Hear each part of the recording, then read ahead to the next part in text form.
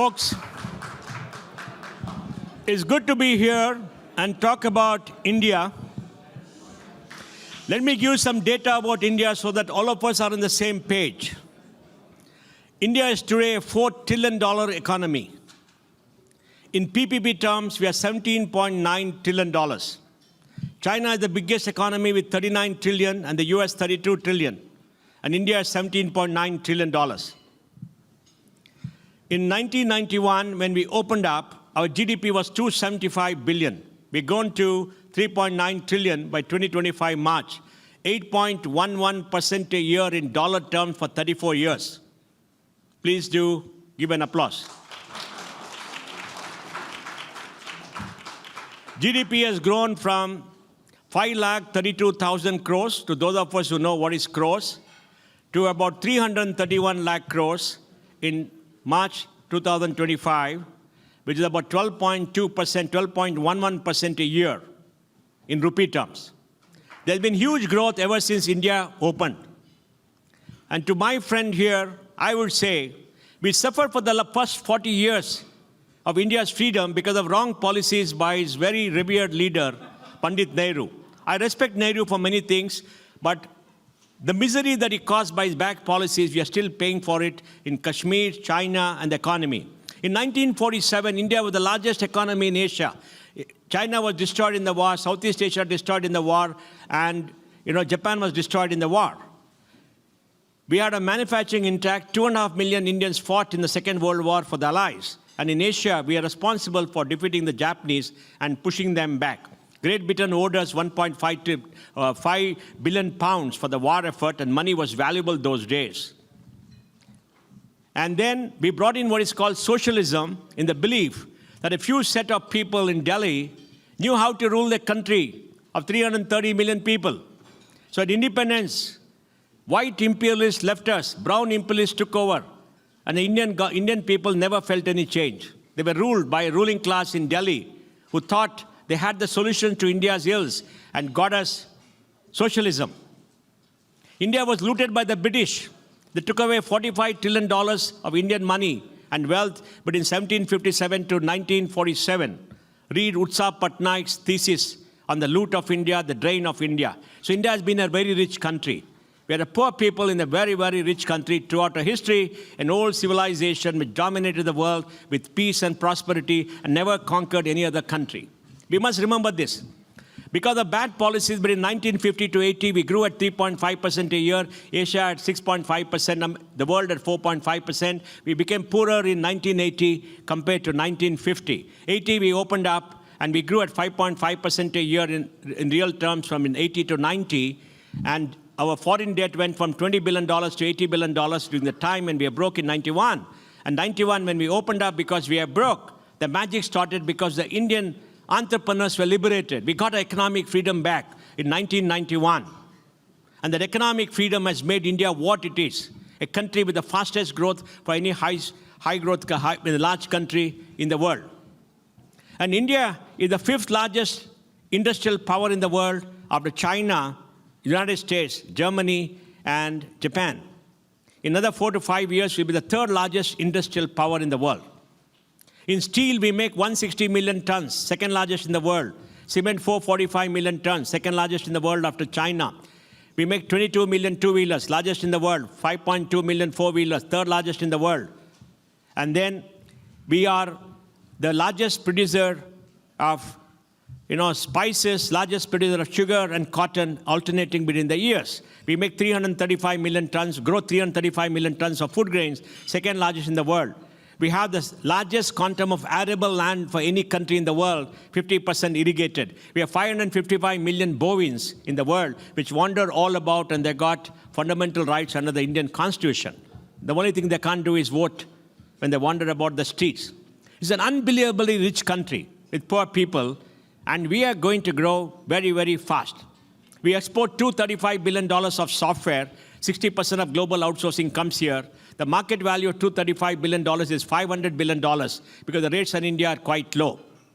In software, we have 6 million people working in software exports, 1.5 million people in the local industry. That is 7.5 million people.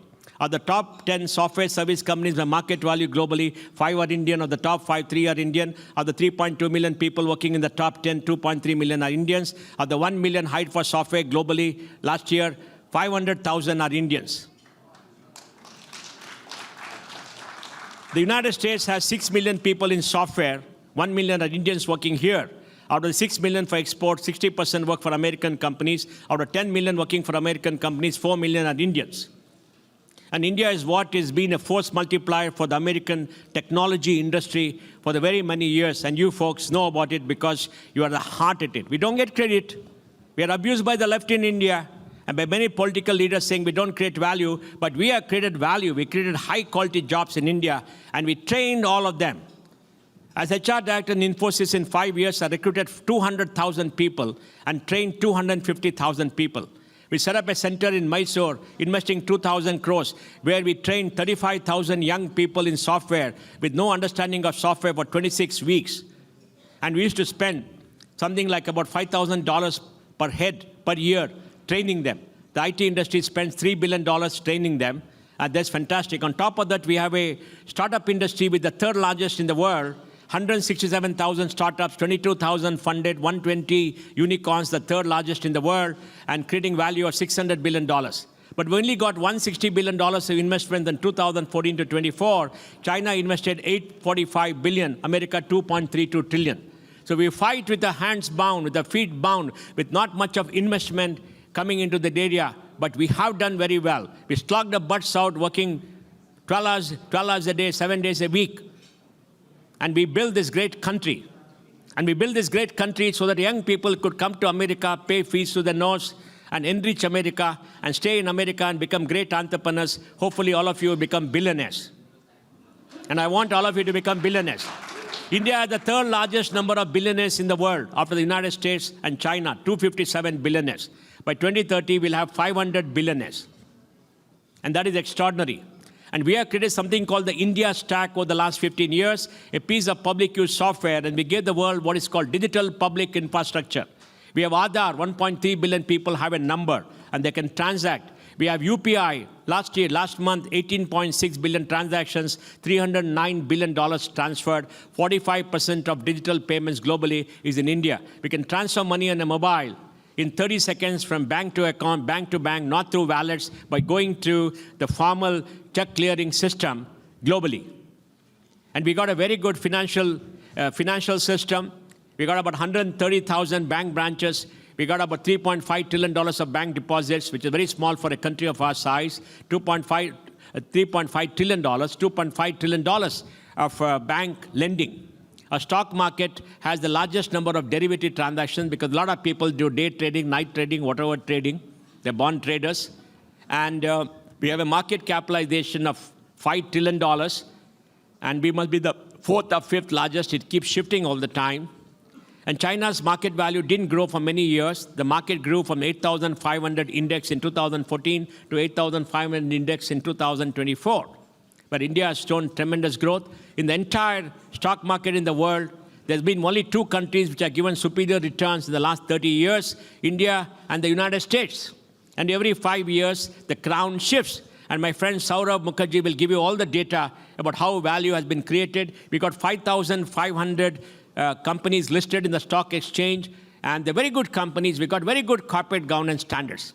There are some corporate failures, like it happened in the United States with Enron and all the nice companies. We do have our own stake too, but we don't have more, we don't have less, even though we get a bad press, because everybody thinks everything bad about India, everything is bad about India, because India has been worshipping poverty for many years, and India has yet to understand, like Mao said, power comes with the barrel of the gun and the almighty dollar.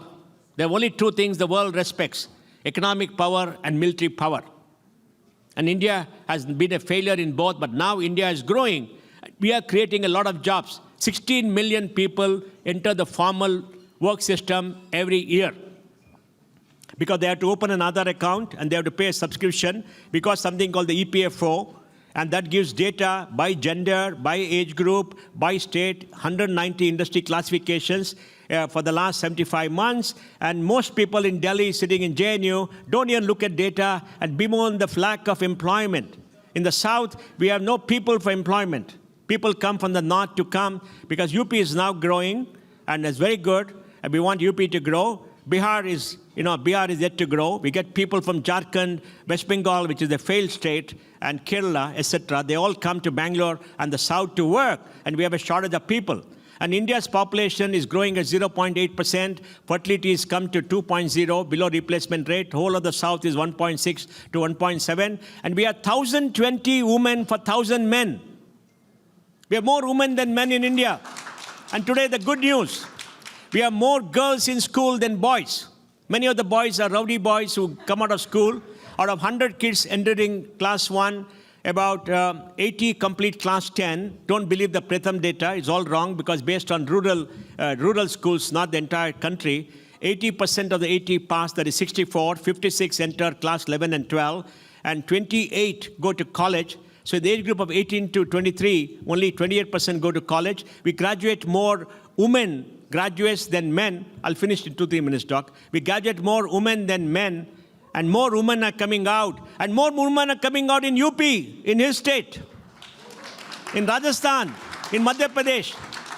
In the south, we are running out. And Annamalai, if you are here, just listen. By 2035, 26, Tamil Nadu's population will start shrinking in absolute numbers because you're not doing things which people should be doing well. And India's biggest problem is going to be aging. We got 130 million people above the age of 60 today. It'll go to 200 million people. India is aging very fast.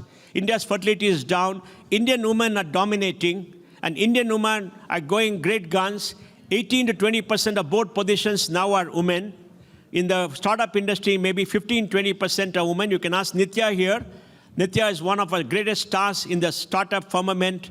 She's a venture capitalist. She's very famous all over India. And when Nitya walks into a room, everybody stands up and salutes her for accomplishment. A Harvard grad, a Stanford grad, and a very good spokesperson for India in venture and startups. And she is the face of what India can be. And Indian women are going to lead India to the future because Indian women are voting in more numbers than anybody else. Indian women are voting more. They're determining the future of India. They're entering politics. They're making India a great country. They're in education. They're getting jobs. Yes, only 26% of women in urban India are employed. That's because of many other reasons. We have to grow. We have to do many things. But we have come a long way. And I want to tell you, my friend, I like Prime Minister Modi for one important reason, among everything else. What Modi has done, no Prime Minister in India's history has done. Every Prime Minister in India has said, we must help the poor. We must remove poverty. Everybody had good program. They could not execute. Modi is the most successful person for a very important reason for me, because he tackled the biggest challenge my country has, the poverty and the deprivation of the Indian people. It is terrible to be poor. Poverty is a curse. Poverty is not a virtue. Don't make poverty glamorous. It's terrible to be poor. Every child in India should dream, and every child's dream should come true in education, in nurturing, in compassion, and children should be, invested in. That is what Rama Rajya is all about. And with Rama coming back, Bhagwan Sri Ram coming back to Ayodhya, we must work for a Rama Rajya where every Indian will realize the dream, and there'll be no poverty, there'll be no deprivation, and everybody gets the basic necessities of life. What Modi has done is to make sure every Indian gets a house, a roof over the head, water in the tap, power in the switch, a toilet in the house, a gas stove, a bank account, money in the bank, an internet connection, a mobile phone, food on the table, education for children, and health insurance. Once Indians get the necessities of life, they're not fighting for survival. They're fighting for growth. They're fighting for the children. They're fighting to realize the dream of the children. And that is the India that is happening today. So it's a very exciting time to be in India. And globally, India will be a major power. We are the 5th largest, will be the 3rd largest in another 2 or 3 years, overtaking Japan. But India is a power for peace. India is a global power for prosperity for everybody. India is a global power which believes that everybody has a right to this planet. Everybody has equal rights, and everybody has to do well. And we cannot shut everybody out. We have to work with everybody to have peace and prosperity. India will never be a hegemon. India will never dominate anything in this world politically. Indians will dominate. Indians will dominate globally. We have 50 million Indians at the diaspora. 50 million Indians. In every country Indians have gone, they enrich the local society. They worked very hard. They raised their children well. They paid their taxes. They participated in the global economy. And they built every country. They never have any fights. They never do any unnecessary activities. They live peacefully. So today, my message to all of you is, India is growing. Participate in India's growth. You don't have to come to India and participate. Don't patronize India. Please. We don't want any patronage. You should go to wherever you can live well and do well. All of you should aim to become billionaires. Make the world a better place, but become a billionaire. Realize your dream. And be proud Indians wherever you are. Be a global citizen. That's what our forefathers told us. We are citizens of this world. We are citizens of this globe. We should be proud of where we are. And if anybody is going against India using fake narratives, stand up against that. Push them back. Because India is a great country. It is the epitome of civilization. India is the only country in human civilization which sought to answer the most fundamental question a human being can have. Why are we born in this earth? What is the purpose of life? Because that's the biggest question anybody can ask ourselves, because life has mortality. We are born and we go. In the limited time on this planet, we try to have a good life, and that's what Indians have tried to do. So philosophy permeates us. Compassion permeates us. Culture permeates us. And we are not enthused by greater and greater acquisition. We are not enthused by wanting to dominate nature. We don't want to dominate nature. We believe culturally civilization is part of nature. We shall take from nature enough for our survival, but not for aggrandizement, not for power, not to destroy nature. We shall live with nature. Every creature of nature has a right to existence, and we shall live with peace and prosperity. And we must grow this country to make it a role model for the entire world. Thank you very much.